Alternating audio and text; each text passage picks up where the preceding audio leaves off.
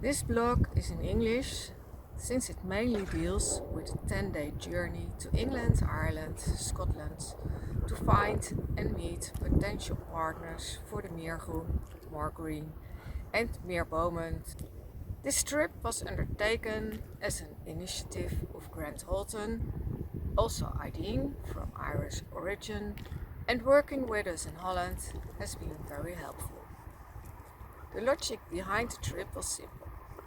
What we do is great fun, but solving the climate and the biodiversity crisis needs a global approach. With 1.6 million trees and 10,000 registered volunteers, it's going quite well in the Netherlands, so the next step to be taken is to get European partners. In Germany, the first steps are taken in January. The climate and harvest conditions in the UK and Ireland are comparable to those in the Netherlands, and also the affinity, wit and concern about the problems are reasons to look for potential partners there. We left on March 18th in the evening of the day that we handed out 10,000 trees and planted 7,000 in a climate forest in Sassheim. After a quick bath, we ended up in Hoek van Holland on the 21 o'clock boat to Harwich, where we arrived at 6 o'clock on Sunday. At 7 o'clock we had a first meeting in the oldest agroforestry farm of the UK of David and Julia in East Anglia, 23 hectares. And at 12 o'clock we agreed that the farm was a good spot for a test launch of the Meer Bomen bridge. The next stop was Cambridge, but not before we scouted motorway's potential to harvest millions of samples and noticed that 95% of trees that were planted along the new motorway had not received much care and had died. That are two good reasons to get involved. In Cambridge we met James and Bob, documentary makers with an interest in rewilding a valley along the river in the middle of the town. The second day brought us via a nice National Trust Park to Corby in the center of the abandoned iron and coal industry region. There we met foresters and a council member who were involved in the management of some royal estates and forests around Cunningham Castle. Our interests were very complementary and a harvest excursion demonstration brought great interest and results. Through the Heritage Fund that is also focusing on projects that strengthen social cohesion, there may even be some funding available to professionalize pilot projects and to get our tree planner tool converted from Dutch into English. And foresters with experience in handling volunteer groups are also available.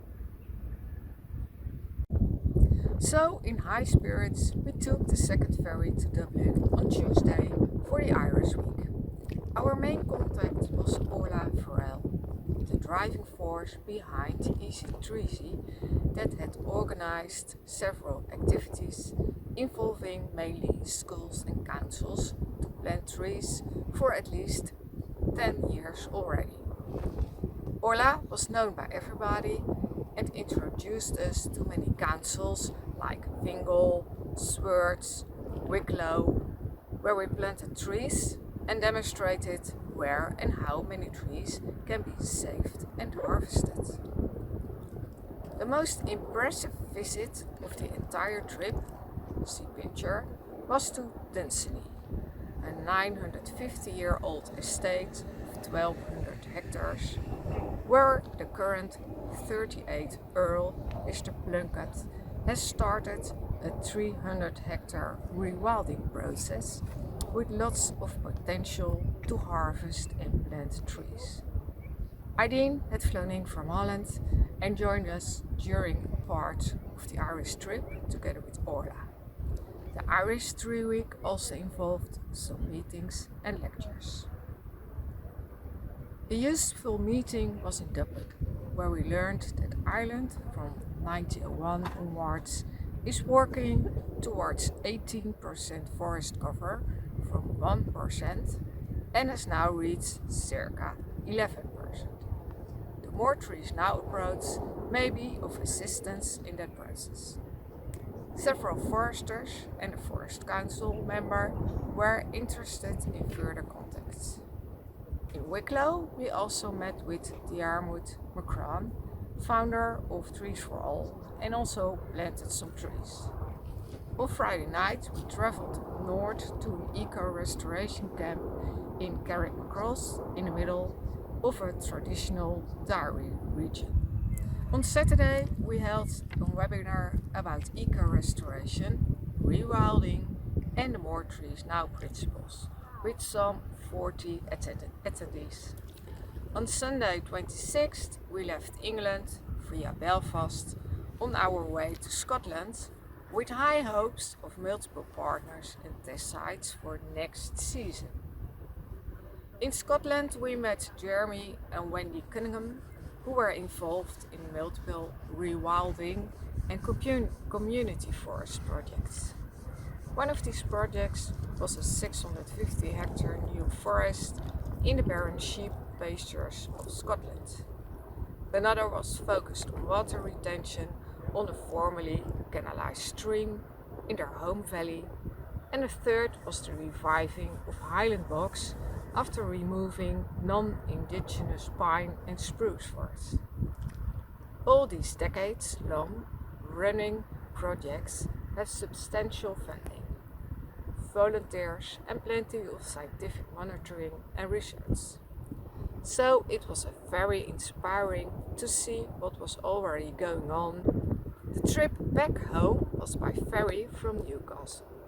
The lunch before departure we spent with council members, foresters and other people from Northumberland and Newcastle. They already had a good infrastructure, some budget and an eager interest to collaborate and get a broader social involvement in rewilding, forest plantations and community woodland going.